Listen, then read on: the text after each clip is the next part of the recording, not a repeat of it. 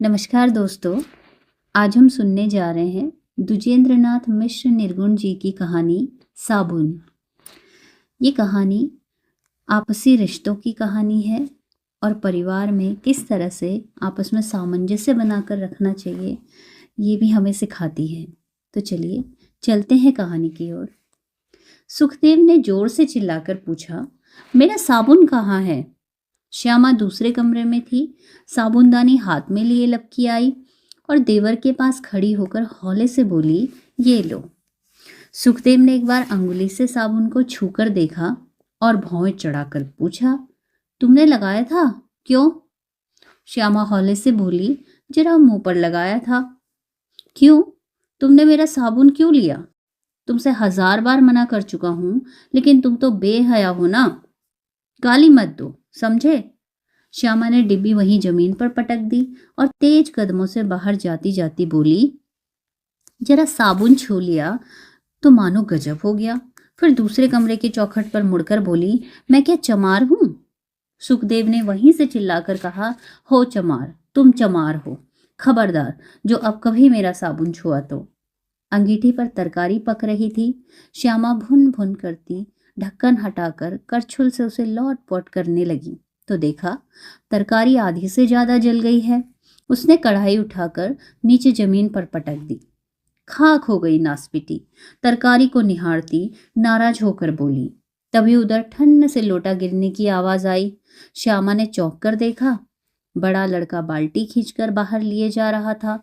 चिल्लाकर कहा, कहाँ लिए जा रहा है अभागे? नहाएंगे। लड़का शांत भाव से जमीन पर बाल्टी घसीटता बोला, चाचा जी ने कहा है। चाचा जी के बच्चे, गंदगी में डाल दी बाल्टी। उसने लड़के के हाथ से बाल्टी छीन ली और पैरों से धम धम करती गुसलखाने के आगे तक आई। सुखदेव छोटे भतीजे को सामने बिठाकर उसके सिर पर साबुन मल रहा था। भाभी को देखकर बोला, काला कर दिया साबुन, चेहरे का रंग लग गया इसमें, काली माई के। श्यामा ने चिल्लाकर पूछा, मैं काली हूं? सुखदेव न बोला, बच्चे के सिर पर साबुन मलता रहा। श्यामा ने बाल्टी वहीं पटक दी और चढ़े स्वर में पूछा, मैं काली हूं? मैं काली माई हूं? सुखदेव ने घबरा कर कहा, धीरे बोलो, भाई साहब आ गए। श्यामा ने चौंक कर उधर देखा। कमरे के दरवाजे पर पति के जूते चमक रहे थे। ऊपर जो किराएदार रहते थे उनके यहाँ बड़ी क्लॉक घड़ी थी। टन करके आधा घंटा बजा तो उसने जल्दी जल्दी हाथ चलाए, फिर थाली परोसकर पति को आवाज दी, आओ। ब्रजलाल ने आसन पर बैठकर भोजन पर एक नजर डाली और पूछा, आज तरकारी नहीं बनी क्या? नहीं। यहाँ प्याली में क्या है? कदुआ है, लल्ला के लिए रख दिया है, दाल से खाओ। पति ने आज्ञा मानकर एक ग्रास मुख में दिया और शांत भाव से बोले, नमक लाओ। क्या कम है क्या?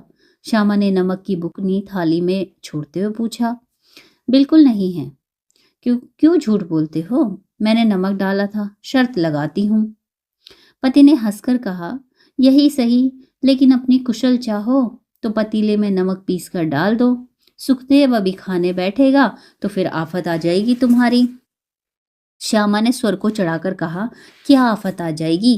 फांसी दे देंगे मुझे, मैं दासी हूं न सबकी। ब्रजलाल ने हंसकर कहा, तुम तो राजरानी हो, लाओ रोटी तो दो। वे कपड़े पहनकर ऑफिस जाने को तैयार हुए तो श्यामा ने चौखट पकड़े पकड़े कहा, मुझे साबुन चाहिए। साबुन? पति ने अचरज से कहा, कैसा साबुन? सुखदेव से कहो।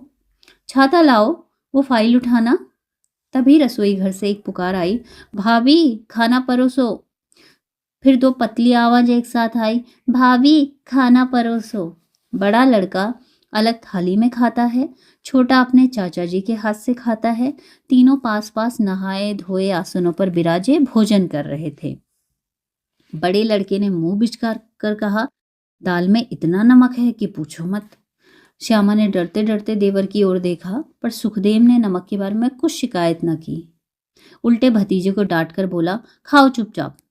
फिर भाभी के आगे प्याली सरका कर बोला, तरकारी और देना भाभी। भाभी ने हंसकर कहा, तरकारी अब नहीं है, सब खत्म। ये देखो।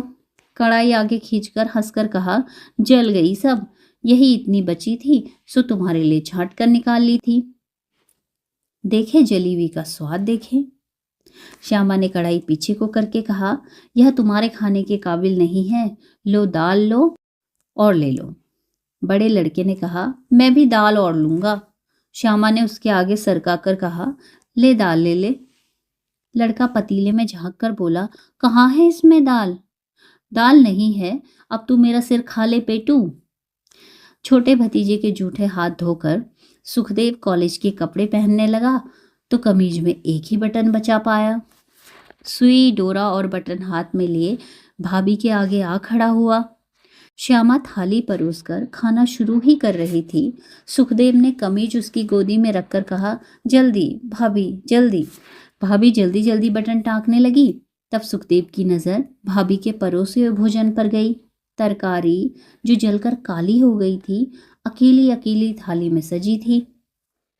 तभी भाभी ने कमीज ऊपर करके कहा, लो थामो, अब मुझे भी पेट में कुछ डाल लेने दो। बड़ा भतीजा बाहर दरवाजे पर खड़ा था। उसके स्कूल की आज छुट्टी थी। कॉलेज जाने लगा तो सुखदेव उसका हाथ पकड़कर खींचता हुआ ले गया, जल्दी जल्दी बड़ी दूर तक। 4 मिनट बाद लड़के ने दही का कुल्हड़ माँ के आगे ला धरा। श्यामा उसी जली तरकारी से रोटी खाई जा रही थी। दही देखकर अचरज से पूछा, कहाँ से ले आए रे? लड़का बाहर को भागता भागता बोला, चाचा जी ने दिया है।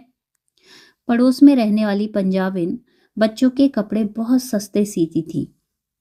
उसके आदमी को श्यामा ने पति से आग्रह कर करके उन्हीं के ऑफिस में लगवा दिया था। सुखदेव अपने सब कपड़े जेबी दत्ता कंपनी में सिलवाता था। बच्चों की कमीजें भी पिछली बार उसने वहीं सिलवाई। वे सब कमीजें पहनने पर बच्चों को छोटी हुई और सिलाई लगी इतनी। देवर भाभी में एक द्वंद्व युद्ध हो गया। फलतः इस बार बच्चों की कमीजें पंजाबिन को दे दी श्यामा ने, और सिलाई ऐसी सुगड़ हुई कि देखकर दिल खुश हो गया। खुश होकर उसके आगे 1 रुपया धरा तो हंसकर बोली, अब की बार मुन्ना के बाबू की कमीजें भी तुम्ही से सिलवाऊंगी बहन। जरूर जरूर बहन जी, मुझे से सिलवाना बाबूजी की कमीजें। यह रुपया रख लो बहन जी, यह रुपया रख लो। श्यामा ने कहा, नहीं बहन, सिलाई तो तुम्हें लेनी ही होगी। पंजाबन बोली, मुझ पर जुल्म न करो बहन जी। आंखों में आंसू भरकर बोली, जुल्म न करो मुझ पर, मुझे इतना जुदा न करो रानी जी। मुन्ना क्या मेरा बेटा नहीं है? तुम्हें मेरे सिर की कसम बहन जी, यह रुपया उठा लो। वही 1 रुपया था श्यामा के पास, और उसी रुपये को लिए लिए सारे दिन घूमती रही कि आज साबुन मंगा कर छोड़ूंगी। पर ऐसी तकदीर फिरी कि कोई न मिला साबुन लाने वाला। तब खींच कर बड़े लड़के को समझा बुझाकर गली के मोड़ वाली दुकान पर भेजा साबुन लाने, और संतोष की सांस लेकर बोली मन ही मन की, सुबह अपनी नई टिक्की से जब नहाऊंगी तो देखूंगी, रोज लगाऊंगी साबुन। पर लड़के की अकल पर तो पत्थर पड़ गए थे। 2 आने का कपड़े धोने का बदबूदार साबुन और 14 आने पैसे माँ के सामने रखकर भाग गया। श्यामा ने वह 2 आने का साबुन उठाकर कोने में फेंक दिया और लड़के को कोसती कोसती रसोई बनाने चली। आधे घंटे बाद जब पति आ पहुंचे और उसके आधे घंटे बाद देवर, खाना तैयार हो चुका था। पति के कोई मित्र भी आ गए थे और बातों की झड़ी लगाए थे। श्यामा 10 बार उस कमरे के दरवाजे पर झांक कर लौट आई और 2 बार लड़के को भी बाप के पास भेजा। ब्रजलाल ने कहा, आते हैं, पर वह इतना बातूनी भला आदमी न उठा। हार कर श्यामा ने देवर से कहा, लल्ला तुम तो खाओ, वे तो आज बातों से ही पेट भरेंगे। सुखदेव ने हौले से कहा, कहो तो मैं जाऊं? उनके हाथ जोड़कर कहूं, अब तशरीफ ले आइए श्रीमान। श्यामा ने हंसकर कहा, गोली मारो श्रीमान को, लो मैंने थाली परोस दी। सुखदेव ने चारों ओर नजर दौड़ाकर पूछा, बच्चे कहाँ हैं? श्यामा हंसकर बोली, चाचा की ससुराल गए हैं। प्रियमवदा का नौकर आया था, उनके यहाँ आज कथा है, तुम नहीं जाओगे? बको मत। सुखदेव ने जल्दी से कौर मुंह में देकर कहा, पानी दो गिलास में। ऊपर पानी बंद हो गया था। ऊपर वाली सेठानी यहाँ बाल्टी लगाए खड़ी थी। हंसकर बोली, मान्य भर लेने दो जी। पर सुखदेव ने जल्दी जल्दी पानी पिया और जल्दी जल्दी कमीज पहनकर पैरों में चप्पलें डालकर खड़ा हो गया रसोई घर के सामने। श्यामा झूठी थाली लेकर बाहर निकली और उसे यूं खड़ा देख तो रुक गई। सुखदेव ने हौले से कहा, भाभी। भाभी हौले से बोली, क्यों, क्या है? भाभी, आज बड़ी अच्छी फिल्म है, तुम जा रहे हो? पैसे नहीं हैं। भाभी ने सोचकर कहा, 14 आने से काम चल जाएगा। 14 आने हैं मेरे पास, लाओ लाओ। श्यामा ने थाली वहीं रख दी और दौड़ी जाकर बक्स में से 14 आने निकाल लाई और देवर की जेब में वे 14 आने डालकर बोली हौले से, वह उधर वाली कुंडी खटखटाना, मैं जागती रहूंगी। सुखदेव ने हौले से कहा, अच्छा, भाई साहब पूछेंगे तो क्या कहोगी? श्यामा ने हौले से कहा, कह दूंगी कि प्रोफेसर शर्मा के यहाँ गए हैं। सुखदेव ने प्रसन्न होकर कहा, बस बस यही कह देना, और दरवाजे की ओर दबे पांव बढ़ा और चौखट के पार हो गया। फिर किवाड़े पर मुंह रखकर हौले से पुकारा, भाभी। भाभी लपक कर आगे आई, हौले से बोली, हाँ। सुखदेव ने हौले से कहा, नमस्ते। तभी ब्रजलाल ने पीछे से आवाज दी, खाना परोसो। प्रियंवदा से सुखदेव का परिचय था। 2 साल पहले वह एक लड़की को पढ़ाने जाता था, वहीं अपनी शिष्या की सहेली के रूप में प्रथम साक्षात्कार हुआ था। फिर वह परिचय प्रगाढ़ होकर जब रूप बदलने लगा और स्नेह की वर्षा होने लगी तो दोनों ओर से भाग्य देवता बहुत हंसे। किसी को कानों कान खबर न हुई और स्नेह का रंग प्रणय में परिणित हो गया। उस लड़की की पढ़ाई बंद हो गई थी और कोई उपाय न पाकर कागज के टुकड़ों पर मन के अंतराल की बातें अंकित होकर आने लगी। भाग्य के देवता हंसते रहे। श्यामा एक दिन धोबी को मैले कपड़े दे रही थी, जेबें खाली करके देवर का कोट डालने लगी।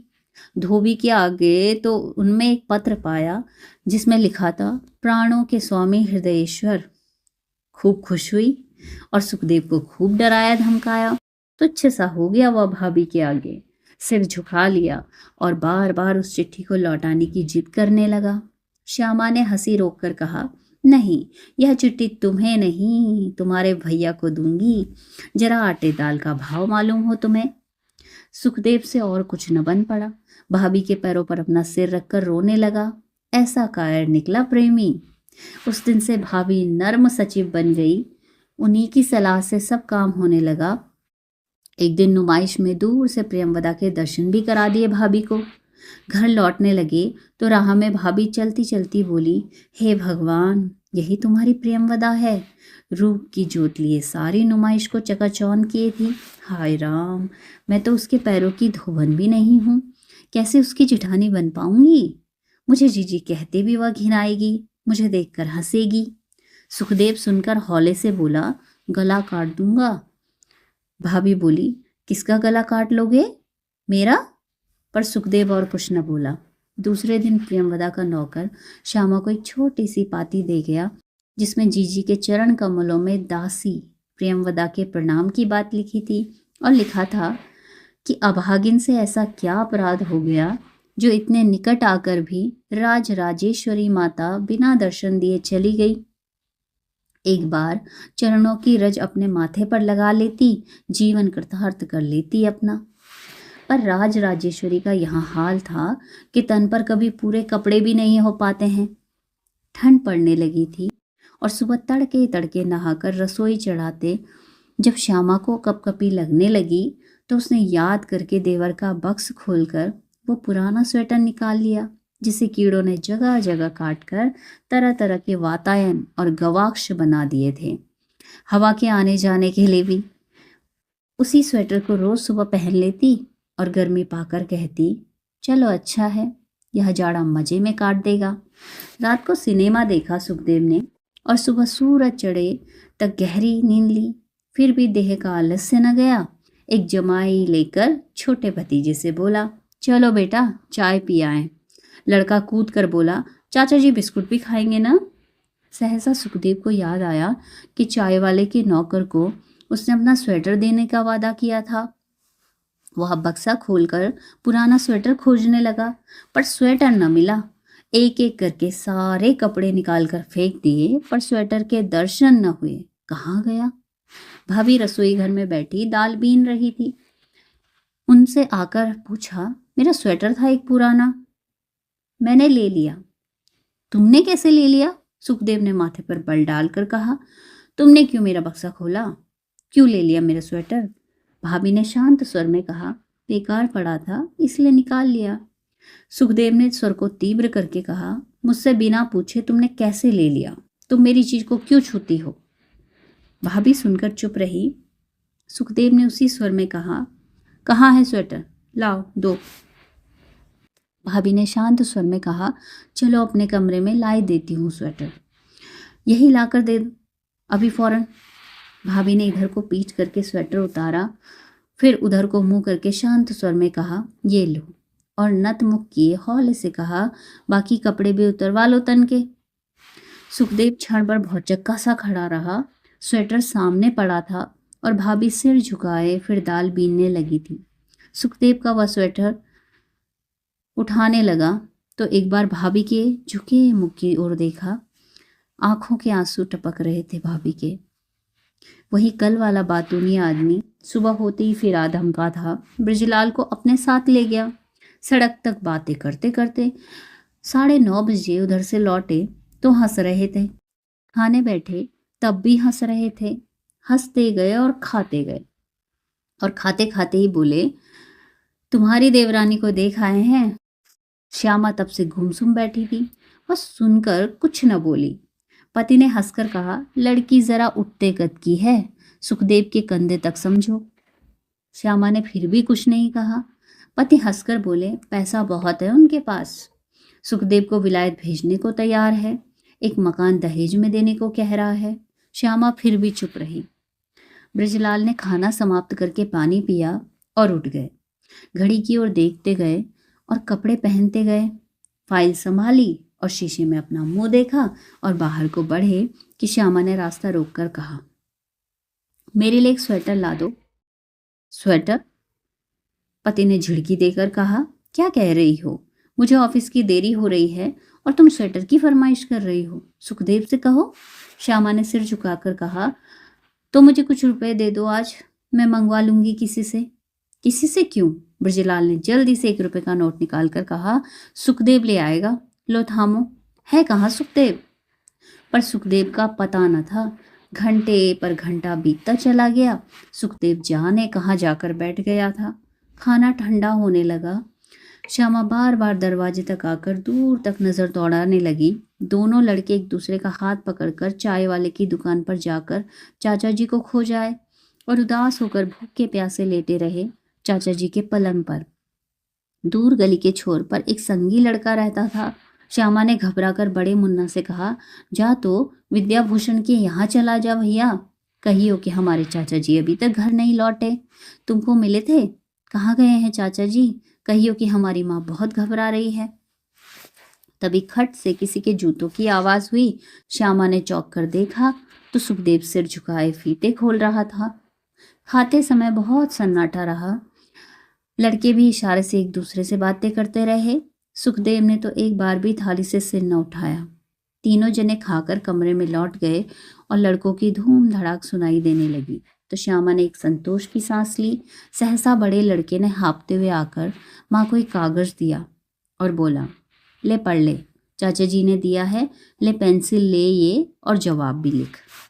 श्यामा ने हाथ का काम रोक अचरज से वह कागज पढ़ा।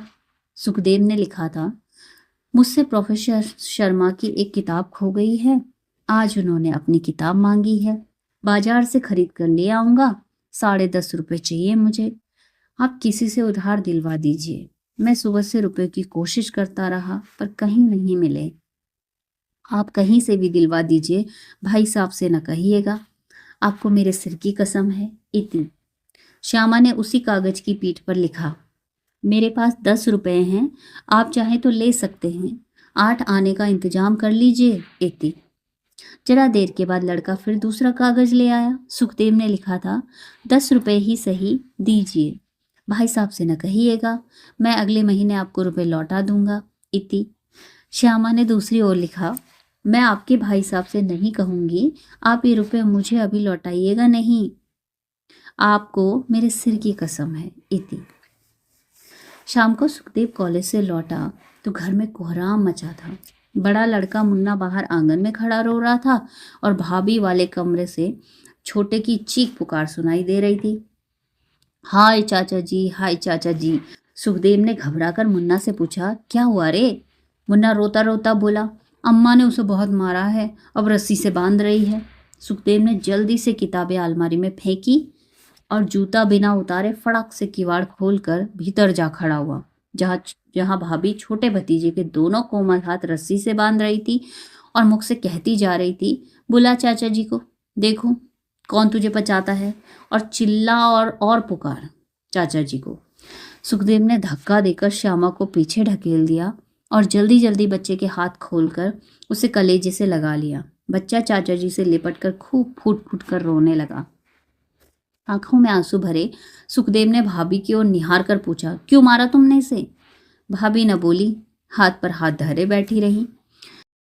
क्यों मारा तुमने इसे?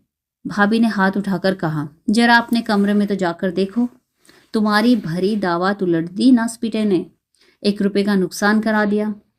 सुखदेव ने कहा, इसलिए तुमने मारा? क्यों? भाभी चुप रही।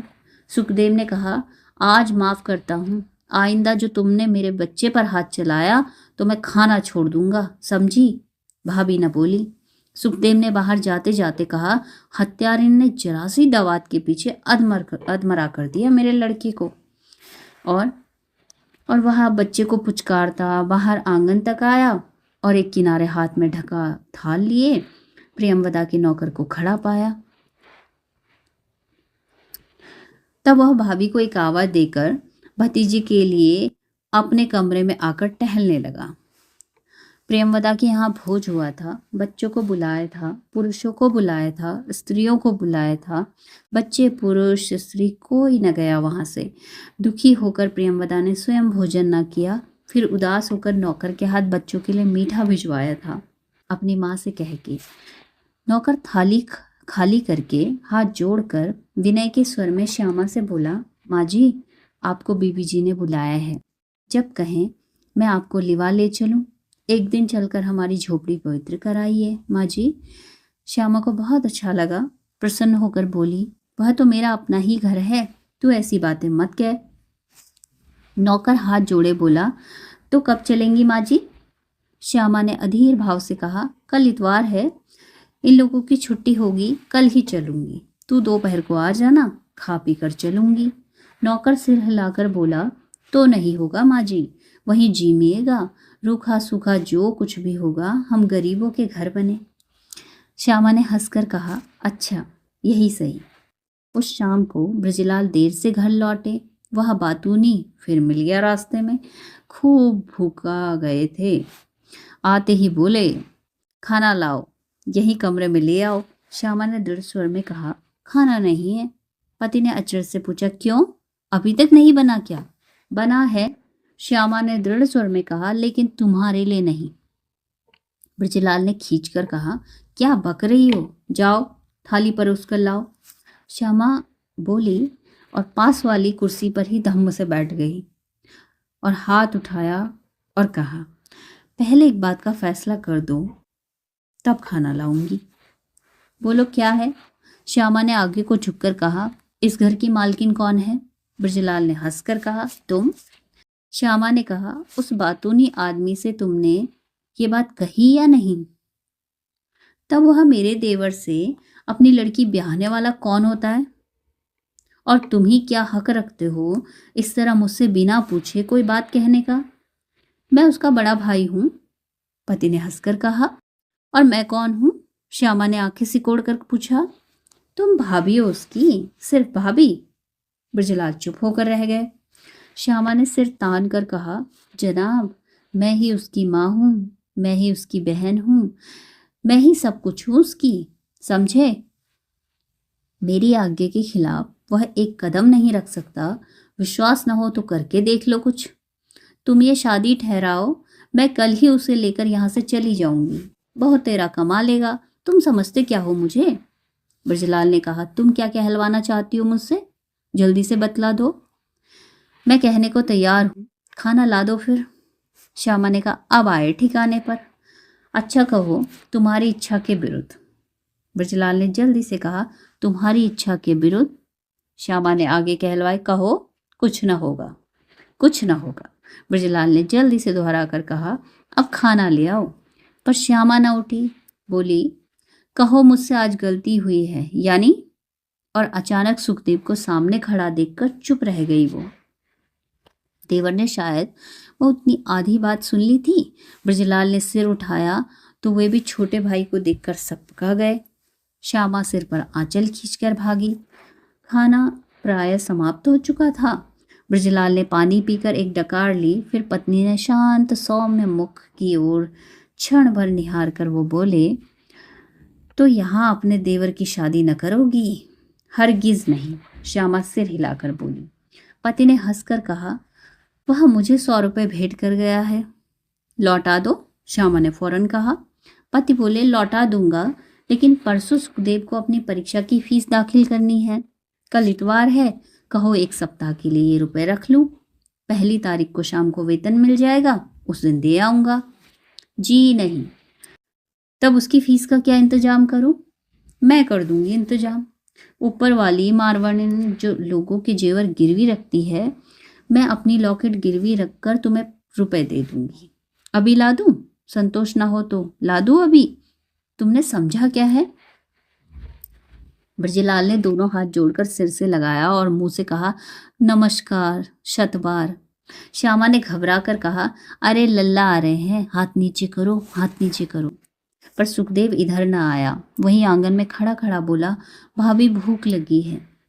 रविवार को दोनों भाइयों का नियम सा था कि सुबह नाश्ता करके निकल जाते यार दोस्तों में और दोपहर को 12-1 बजे तक लौटने का नाम न लेते।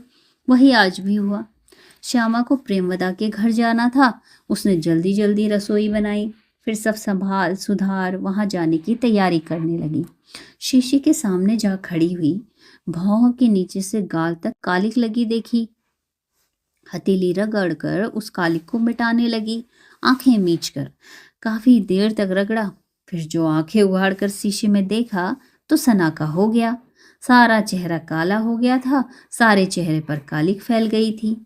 श्यामा ने घबरा कर चारों ओर नजर दौड़ाई कि कोई देख तो नहीं रहा है। फिर जल्दी से साबुनदानी उठाकर गुसलखाने की ओर भाग गई। मुख धोया साबुन से, हाथ धोए साबुन से, फिर पैरों की ओर नजर गई तो पैर भी बहुत गंदे दिखे। तब फिर पैरों पर भी साबुन लगा मलने लगी। सहसा बाईं ओर से किसी की परछाई देखकर श्यामा ने साबुन मलते मलते उधर को मुंह किया तो हाथ जहां के तहां रुक गए और आंखों के आगे अंधेरा छाने लगा। सामने नंगे बदन, कंधे पर धोती तौलिया डाले सुखदेव खड़ा था, निश्चल निर्वाक। श्यामा से कुछ न बन रहा था, यूं ही पैर पर साबुन लगाए बैठी रही। आखिर सुखदेव ने ही वह निस्तब्धता तोड़ी, मुस्कुराकर मुंह खोलकर बोला, बैठी क्यों हो, पैर धोकर हटो ना। तब मानो श्यामा की चेतना लौटी और होंठों में तनिक मुस्कुराई और जल्दी जल्दी पैर धोकर उठ आई वहां से।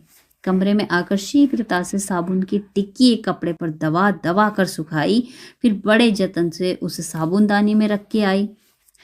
सुखदेव पाइप खोल कर खड़ा था और जाने क्या सोचता, पानी की धार को देख रहा था। खट से भाभी ने पैरों के पास वह साबुनदानी रख दी और लौट चली लंबे डग भरती। सुखदेव क्षण भर साबुनदानी को निहारता रहा, फिर उसने नीचे झुककर साबुन की टिक्की उठा ली और फिर तड़ित वेग से दूर जाती भाभी की ओर वह साबुन फेंक दिया जोर से। पर साबुन भाभी के ना लगा।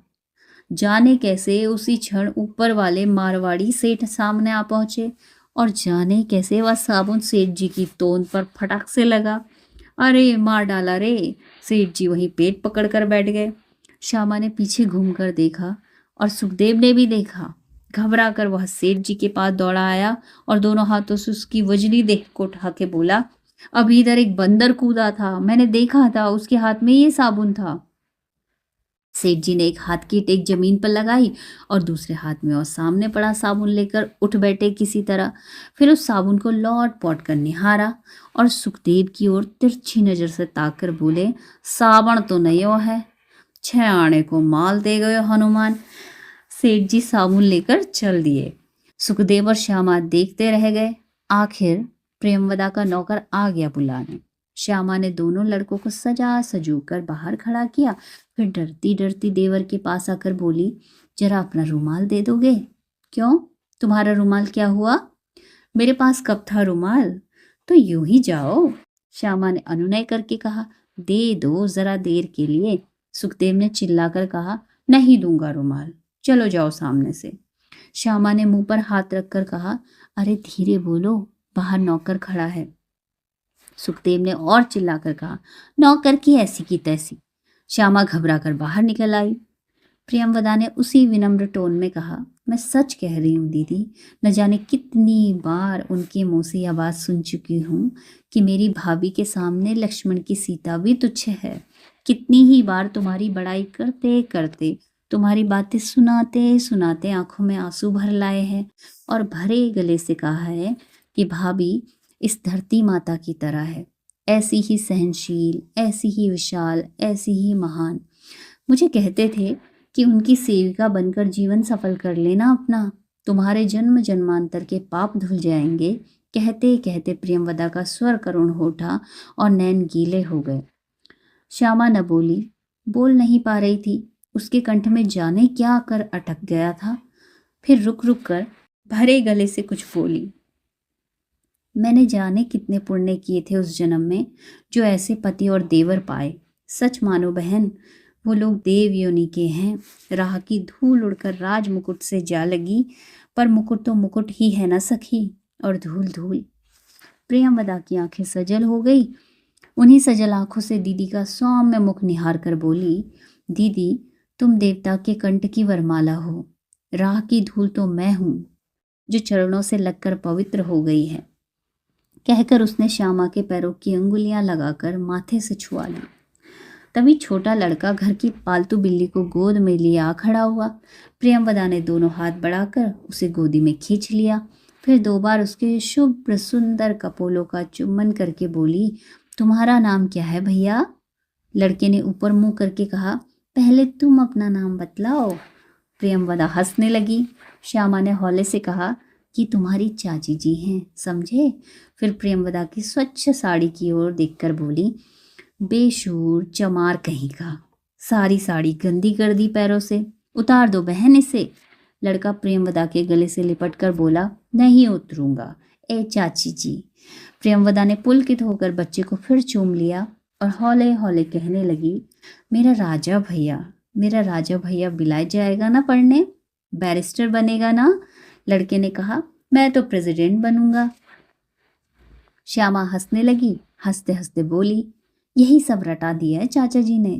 प्रियंवदा पुलकित होकर बोली, कहते हैं कि मेरे जीवन की सबसे बड़ी साध यही है कि इन दोनों को बड़ा आदमी बना दूं। भैया ने आधे पेट रहकर पसीना बहाकर मुझे आदमी बनाया है। मैं अपने तन का रक्त देकर बच्चों के व्यक्तित्व को महान कर सका तो जीवन सफल समझूंगा। क्यों रे, विलायत जाएगा ना? लड़के ने प्रियंवदा की गोदी में सिर छिपाकर कहा, नहीं चाची जी, मुझे तो चाचा जी अमेरिका भेजेंगे पढ़ने को। हवाई जहाज से जाऊंगा। तुम कभी बैठी हो चाची जी हवाई जहाज में? तभी सहसा प्रियंवदा की माँ ने आकर कहा, बेटी चलो खाना खाओ। रामाशंकर प्रियंवदा का बड़ा भाई था। उसकी चौक में बहुत सी दुकानें थी। पत्नी उसकी मर गई थी। घर का करता धरता वही था। रामाशंकर व्यस्त होकर श्यामा के लिए स्वयं थाली लगा रहा था कि वह आ पहुंची। अम्मा जी भीतर जाने क्या लेने गई कि चट से श्यामा कढ़ाई के पास आ बैठी और एक पूरी बेलकर गर्म घी में छोड़ दी और प्रसन्न मुद्रा से बोली, आज भैया को मैं बनाकर खिलाऊंगी। उसी सजी थाली में रामाशंकर भैया को खिलाकर श्यामा चूल्हे के पास से उठ गई। फिर पास खड़ी प्रियंवदा का हाथ पकड़कर खींचते हुए बोली, आओ सखी, मुझे तो बड़ी भूख लगी है।